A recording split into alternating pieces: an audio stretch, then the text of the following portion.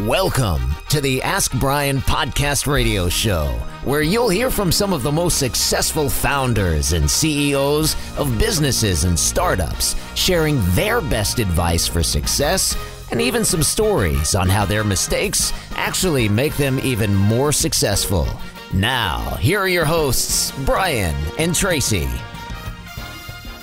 Welcome.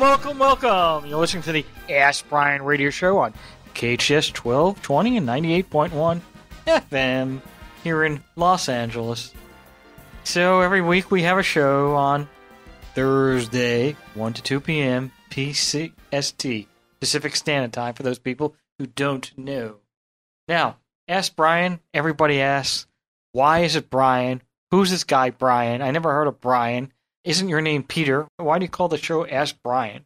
And so every week we have our engineer who... Actually, do you have a degree yet? I do have a degree. In basket weaving? No, communications. Bachelor's. Can you communicate? Absolutely. Not very well. Do I hear Traci in the background? Traci, help me out here. He's going at it again. She thinks she got her name in a... He's already starting out not being kind. I don't know. You know? Well, Traci has a big head now because she got it mentioned in a magazine, so now she's like, oh, I'm above everybody else. But anyway. Congratulations, Traci! No. Wait, not just a magazine, but Rolling Stone magazine. If Hold on, can you play a Rolling Stone song? Bring it up right. Do it now. No. You can't play a Rolling Stone song? I'd have to find one that we'd have. Oh my God. You're very slow. See, that's why I make fun of you. A good engineer would have had a Rolling Stone song played. Well, he probably didn't even know I was featured in Rolling Stone. I didn't. That's too bad. Well, then he should be. He needs to be on Facebook.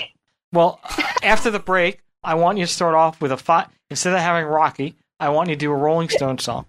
If we have one literally in our database. It's a radio station. You play But there's music. Licensing. Yes, I don't believe in licensing. I don't believe in licensing. That's why I'm a franchise attorney. I'm a franchise attorney because I don't believe in licensing. It's a bunch of crap. Yeah. So, Mr. Engineer, that begins with an E. Uh-huh. Okay? Okay. When I was going to school, right, and I used to ride my horse to school every day, because that was in the 1800s. All right? I'm very old. Don't make fun of the old people. I'm going to get you for elder abuse. Everybody that I knew named Brien was spelled B-R-I-A-N, B-R-Y-A-N. Why in the world are you spelling Brien with an E? I mean, I know you're Irish, so maybe you think everybody's named O'Brien, but not everybody's named O'Brien. That's true. There are other names out there. Could be McCoy or something else. McAfee. You know, Murphy. Murphy's a very good Irish. My mom's maiden name, by the way, is Murphy. So we're gonna. Of course it is. Yeah, no, because we're gonna have to change our show to Ask Murphy now. The Ask Murphy hour is on now. Let's go. All right. Patrick, people are waiting. They don't understand why it's spelled with an E. Well, Can you stop laughing? There are a number. This does not begin with an E, laughing, by the way. There are a number of words that have to do with kind of like the theme of Ask Brien, started with an E. I thought the theme was Rocky. Well, that's the music theme. Oh. There's thematic elements of this show. Kind of tells what Ask Brien's kind of about, you know what I mean? One of them is engineer, which, can't run the show without the engineer. That would be me. Others we have are experts, because everybody that is brought onto the Ask Brien show is an expert in their field. Except for our engineer, but go ahead. I wouldn't necessarily say that. Well, we don't have we have a qualification that you have to work 40 hours a week, 50 weeks a year, for 5 years to get your 10,000 hours. I'm working my way there. He's not there yet. Okay, I got to jump in here. He works way more than 40 hours a week because he works at a radio station. Bingo. So it may not have been 50 consecutive weeks over 5 years, but he has definitely put in 10,000 hours. I know that to be factual. Thank you, Traci. When did you graduate college? 2019. Okay, so if you graduated college, but I was still interning and working. 2019, and it's 2021. That's 2 years. Show me the 5 years. It doesn't have to be 5 years. It has to be the number of 10,000 hours, and he has put in 10,000 hours over 3 years because he works in radio. That would mean he'd have to work over 100 hours a week. Well, he probably has. This isn't his only job. Mom, Dad, please stop fighting. Can you get the other E's? We have a guest calling in, and he's not exactly down the street. Experience is another I'm waiting one. for my spaghetti. Experience is another one, because we're all experienced. Excited and enthusiastic. And he was not empathetic, we're going with empathy, not the lack of empathy.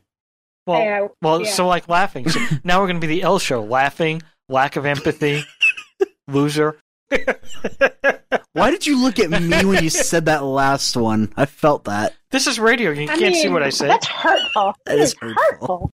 Anyway, we have a guest, and his country does not begin with an E, begins with an I, but he's calling long distance, and we don't want to delay. But he is an expert. He is an expert. Well, of course he's on the Ask Brien Show. Everyone except for my co-host and my engineer. Anyway. Oh, my.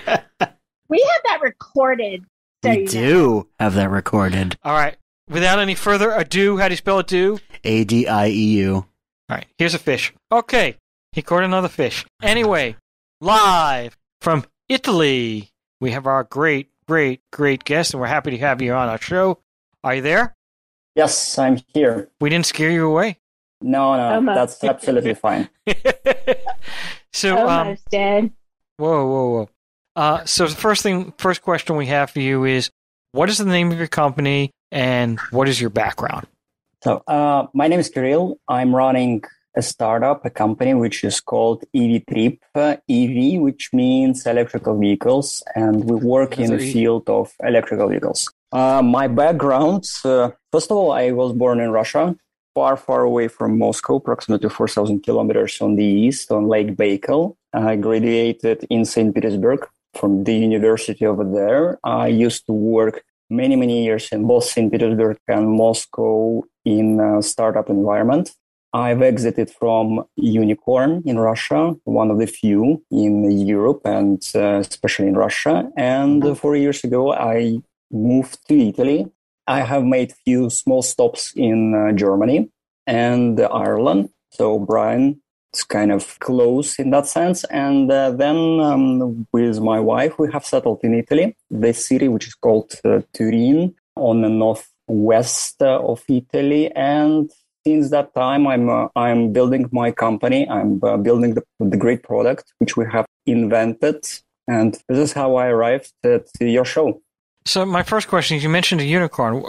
Can you tell me what company that was? It was a Swedish investment in a company which is Russian Craigslist back in the days. I started in 2007 and we have reached unicorn after 7 years in 2014, I think, something like that. And in that company, what was your involvement there?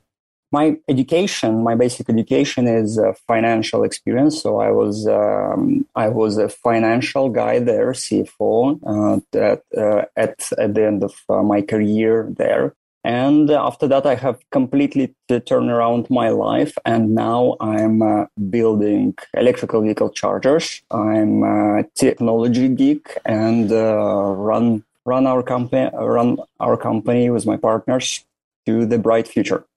And is it a product or a service? It is both. So what we do is, as you know, electrical vehicles is a growing thing, and there are more and more electrical vehicles are going onto the roads, being sold, registered in Europe and US. However, the charging of electrical vehicle is still a problem because it takes more time. It's a more frequent process than just fueling your car. And to address that problem, we have developed a technology which consists of the hardware. It is a charger. It's a super smart charger, which is super efficient, performs a lot of different services which people need. And it's the most economic solution on the market. So you cannot really find a better price on our product among anything. And on the other hand, this charger is smart because it has embedded services which works with our software. It's our platform, mobile application. So the complete answer, we do both. And of course, hardware is just a hardware. And the key of our product is smartness and the software-based services which we provide to our partners, our customers, electrical vehicle owners. Do you have a patent? No. we keep our know-how secret inside of our database logic and so on. So can somebody copy it? Probably someone can try to imitate it. And of course, there are competitors on the market, so they might do similar things. However, we think that copying of our product, of our technology is not really doable. So you're providing energy. Is this for just the car batteries like the Teslas we're talking about, or is this for anything? It's not for Tesla, but it's for electrical vehicles. So Tesla, it's just one type of electrical vehicle. And there are like numerous number of different car producers. So in Europe, it can be BMW, Mercedes, Audi, Renault, and Jaguar, and I don't know how many other cars. I think even Ford and Chrysler has started to build, or at least have started to plan to build electrical vehicles for the mass market. So it's a future of personal cars, and in 5-10 years they're going to be mostly electrical vehicles, especially in Europe, and I think in the US too.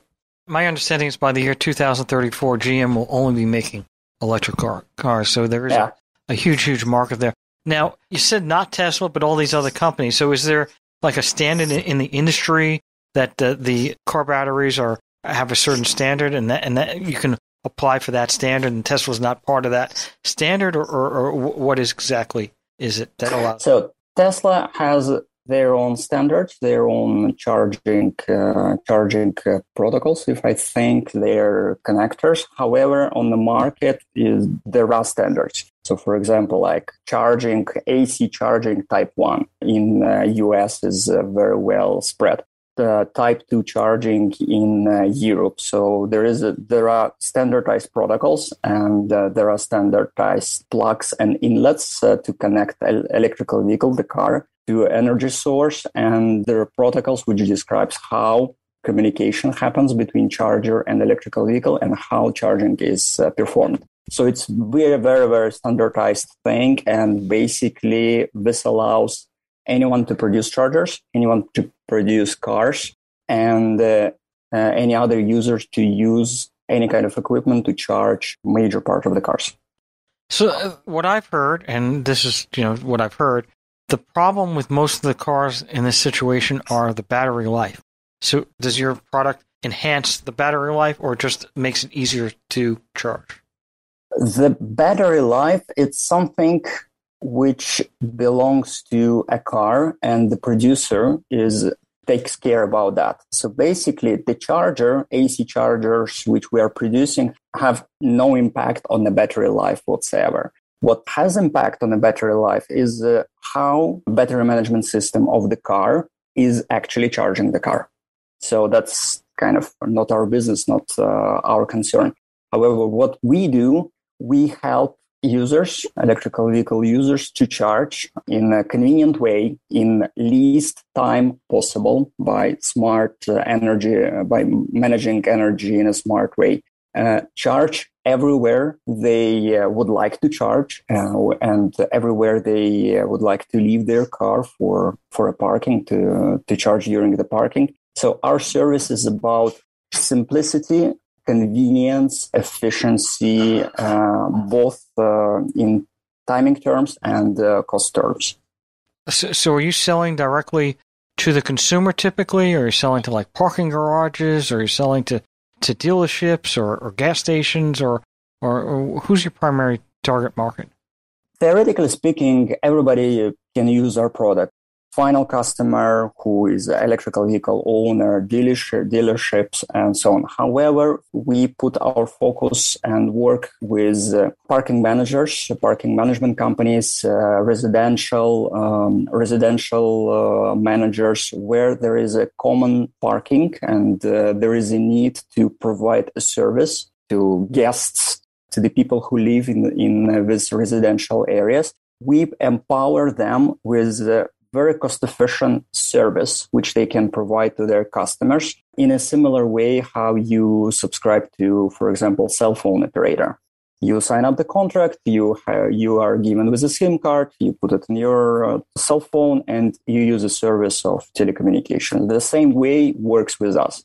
There is a user who lives in or works in a building and there is a parking and he would like to charge his electrical vehicle. So what he addresses this issue to the management of this parking. It can be garage, it can be office. And this management provides a service, which means put a charger on a parking slot of that user and charge that user for a certain fee. And this is how it works. We manage the whole process of these communications with the users, charging of electrical vehicles, and make it seamless for management of the parking and efficient, on the other hand, for electrical vehicle owner.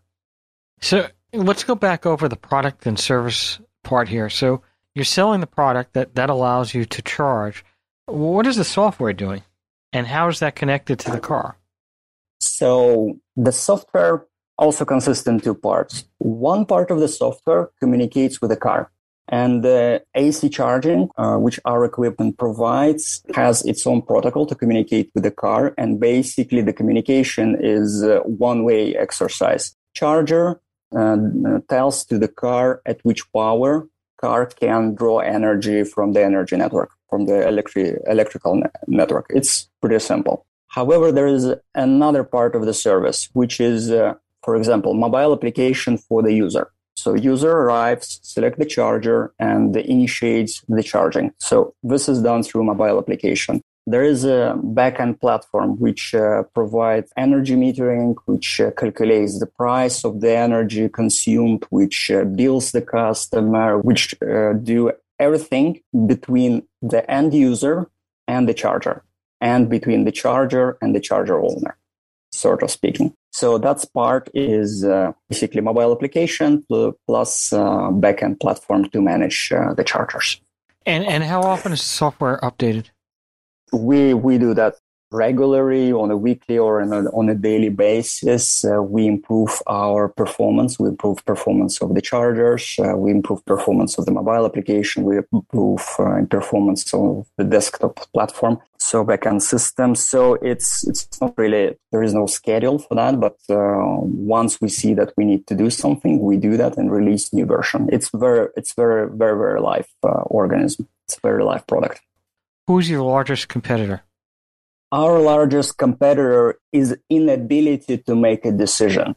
It's very difficult to make decisions, especially to make decisions for the market, which is about to grow, which is growing. However, it starts from very small numbers. So our biggest competitors is reluctance, lack of initiative, and lack of guts, if I may say that, to make a step forward towards the own customers, towards users who need a charging service, who need a security to be able to charge electrical vehicles. That's our biggest competitor. I'm going to bring my co-host in, who's kind of, I don't know, she's been, waiting for me to get an opportunity to speak. Her name is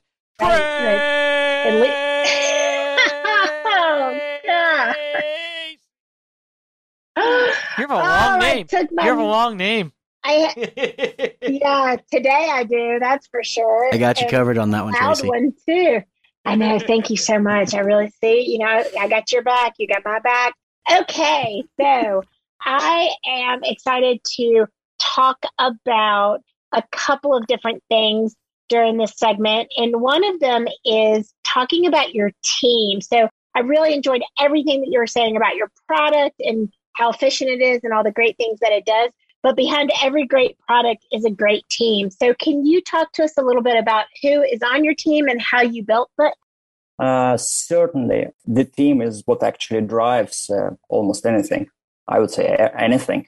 And yes, so our team consists of 3 founders, myself and my 2 co-founders. Together we have invented the idea, come up with the idea of the product of the business. And I'm working closely with my operational team, which consists of CTO, microelectronics programmers, front-end developers, and back-end developers. So we produce both hardware and software solutions. And myself, with the help of acceleration program I'm participating in at this moment, we are building our marketing plan with to enter US market and European markets, our target markets. So in total, we have around like 10 people all over the places. We have a virtual team. We're based in different cities. However, modern communications and pandemic has helped us to get just stronger and use all potential available everywhere in the world to go forward. Go forward. So what kind of growth do you anticipate to your team? So do you feel like you're in a solid place with where you are now? Or are there any team members that you feel like would be optimal if you could add or build out? At the moment, I feel the need for marketing /sales / market development team, which is basically 1-2 persons max to crack our first customers, to crack our early adopters of the product we offer, and basically to learn the market, to learn how to fit existing customers' needs, how to fit the US reality, European multi-country reality, to put our product in the right place so it brings maximum of its capabilities to all stakeholders. And what type of, I think of business and entrepreneurs, especially one of the biggest challenges I feel like is always faced is the sales side of things in the business development world. So what areas of growth on a business development side? I mean, I heard you say like the different countries and things like that. Do you have a marketing strategy in place that will support a business development strategy? And if so, what does that look like? At the moment, we are developing a market of residential parking. So it can be a condominium, it can be a parking, it's just a standalone parking, which serves B2C customers, electrical vehicle owners who park their cars, electrical vehicles, or which are thinking to buy electrical vehicle and considering and trying to solve the problem where to charge their electrical vehicle. So basically, our target is quite specific. It's large, multi-city, maybe multinational companies which run huge properties, which run huge fleet of parking slots, which is targeted for residentials and with the monthly subscription plans and so on. So I'm not sure that I can name the companies, I guess. So I will leave it aside unless you came in. No. No, that's fine. But I was thinking, like in terms of, you were saying residential areas of large parking areas, would that also include things like concert venues, large scale hotels like Las Vegas type hotels, for example? I mean, are those the kind of areas that you're primarily focusing to get your product in and have this recurring revenue with the subscription model, or is it primarily just residential? At the moment, our focus is super, super narrow. It's residentials. Hotels are also good market, especially when you arrive in the evening and you need your car charged in the morning. But we cannot dilute our focus. We cannot get all markets at the same time, especially with the limited resources young companies have. So we focus on the residentials because there we can provide the largest value. Just imagine that if you are owning 1,000 parking slots, I don't know, in California, for example, all over the places, and you have 1,000 B2C customers, you can increase your revenue from these parking slots like 50%. Just 50% by enabling our service. That's a humongous amount of money if you have like 1,000 parking slots or 2,000 or 5,000 parking slots. So that's our focus. With this target, with these customers, we can really, really make a difference for both top line and bottom line. That's amazing. And in terms of your plans to scale, so I know you're saying highly focused, highly targeted based on the resources that you have right now. What are your plans to scale the business to the next level? And will that involve bringing in either additional outside funding or outside funding if you don't currently have it? Yeah. So the plan is to start with a small thing, not actually a small thing. As you know, jumping from zero revenue to X revenue and reaching this product market fit, repeatability of the revenue is very, very, very difficult task. So that's why we start small and focused. However, we plan to grow both horizontally in the different markets. So it's US, Europe. We have a partnership in Brazil. So South America is also the market we're thinking and actually working already at the moment. And then going category by category, offering that category the right product, the best product, which drives a lot of value to customers. Like you have mentioned, like Las Vegas hotels where people stayed. It's a perfect customer for us. It can be a perfect customer, and we can provide a best service, because at the end of the day, you arrive in a hotel, you leave your car, and it has to be charged. So over the night, we easily can charge any kind of car you can imagine of. And then category by category, we expand and we take more and more markets. We build a bigger team to support that growth. And of course, we need a funding. So our short-term plan is to raise $1 million to kick in US sales and US market per se. And then in 2-3 years to reach a network of at least 150 to 100,000 smart charging points. And this amount means that we are already on a par with our existing competitors, with other companies which are already unicorns. That's exciting. So if, hypothetically speaking, you get this $1 million investment, what are ways that conceptually that you would see that those monies would be allocated to? 70% of that amount will go to sales and marketing. And with that money, we plan to reach $1 million of sales, like on annual basis. Then we plan to raise in few other rounds, like $5 to $10 million, and then $20 to $50 million, like going forward. That's big growth, really accelerated growth. I want to kind of step back for a moment. You were mentioning your team and the co-founders who are with you that came up with the idea. Can you share with us, what was the aha that led you to this place? What was the conversation that was had? What was the moment in which this idea was conceived and you were like ready to charge forward? Sure. And it's pretty simple. I live in a city. I used to have a car. At the moment, I'm using car sharing. I don't really need a car in a city. In Europe, everything is very close, so I just rent the car if I need it.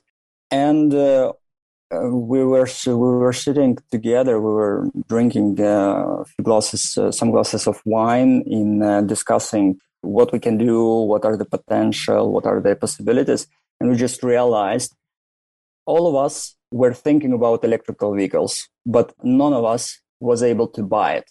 Why? Because we didn't have a place to charge. We live in the cities. Where can I charge my car if I don't have my own garage? I went to a few garage places and asked if they have had a charging spot. And they were just looking at me, no, we don't. And yeah, maybe I can provide you with, here's a socket of 3.5 kilowatt. You can charge and pay me, I don't know, whatever it was. So we were physically unable, on a physical level, able to buy electrical vehicle. And this is how it started. I think all the good ideas always start over a couple glasses of wine. I really do. All right. So you were mentioning earlier, we were talking about that efficiencies and expectations, and that you could get a 50% increase. And I'm just trying to understand, if you recall, when we talked about that part of the conversation earlier with Traci, how can you get such a high increase of 50% versus other competitors and other people? Because we have constructed a service around charging the way it brings most of the value for the investment. Let's just take a simple example. In Italy, parking, residential parking on a monthly basis costs, let's say, 150 euros. Wow. You can imagine it's like $10 or something like that on a monthly basis. So if you just want to rent a parking slot. And with the same parking slot, if you would like to install your own charger, you need to invest $2,000, 2,000 euros for the charger, for cable works, for the electricity, for the permissions, and all of that. And we just take that away and ask a simple subscription. It's like $30, $50, 50 euros on a monthly basis. And that's a 30% increase of your revenue already there. Wow. And then you provide energy, and energy has to be paid for. And in Italy, for example, average price of the energy for the final customers is around 20 cents. Car, in average, drives 1,000 kilometers, and consumes approximately 200 kilowatt hours of the energy. So it's another 40 euros of the revenue. Now you have started with $150 of the just parking. Then you added up 30 euros and 40 euros for the energy, 70 euros more, which is a 50%. And imagine if you have 1,000 parking lots, which you can enable to charge and provide the service. This is how you can increase this part of the business so much with a new market, which is basically just in front of our door. You just need to open that door and grab it faster and before your competitors. So I have two more questions. One is on the voltage. So like in America, we have 110 versus 220. And so I'm trying to understand. I know that like when I go to Europe, I have to use an adapter to, if I'm in Italy from America, to be able to just put my hairdryer in, right? So how does that work? So in fact, in Europe, it's different electrical network physically. So it's 50 gigahertz, 220 volts, one phase, or 380 volts, three phase. In US, it's either 110 or split system of 220. In reality, our chargers are exactly the same. Service is exactly the same. However, the power part, the parts which transmit the energy is a little bit different. So we're using a little bit different energy meter. We are using same power relay, and we just transmit a little bit different voltage and a little bit different amperage. Yeah, I think I've made it correctly. However, the rest is absolutely the same. So it doesn't really matter whether you are in US or in Europe, the charger will be almost the same. Yeah, actually it will be almost the same except for two components which are just local. Okay, the engineer is giving me looks that like we have to end soon. So we've had a great interview. We're going to have you back, especially as you grow. We want to take a historical part here, but we are going to have to say goodbye.